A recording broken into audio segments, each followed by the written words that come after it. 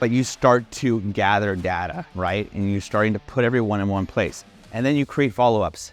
The conversation from a basic lead generation perspective is, hey, I saw you're on my website, or, hey, Betty, hope you're doing good. I haven't seen you since high school.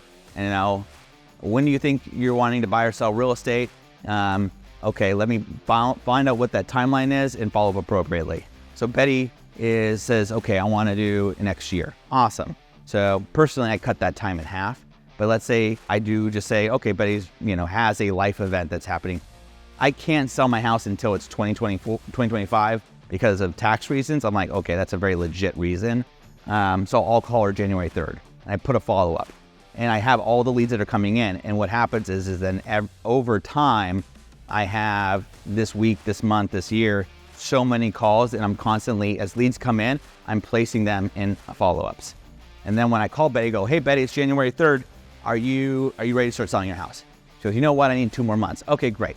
I'll call her in a month. I just kick that out. And then my life becomes following up. New leads come in. I figure out how I'm going to dispose those leads, right? To place them in follow-ups. Are you ready now? Great, let's meet, right? If you're not ready now, when are you going to be ready? And I put a follow-up. And that's what a customer relationship management is, right?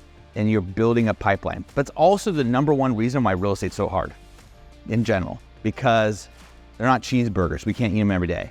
So starting, it's like, she's a year out. Well, God, now I'm not going to get paid for a year, right?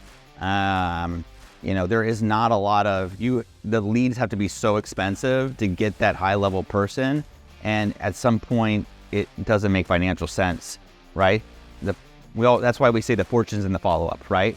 And so it's hard for me to have a conversation about marketing without talking about prospecting and follow-up, right? Because there is no secret weapon here where you're going to spend some money and immediately get a sale.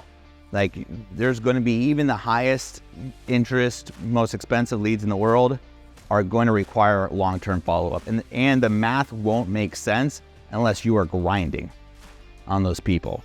Not being negative, but merely calling them religiously. And realize that those high-volume leads are getting called by 5 other people, right? Whether it's an agent, it's an investor, it's whatever, right? And so you got to be actively prospecting, right?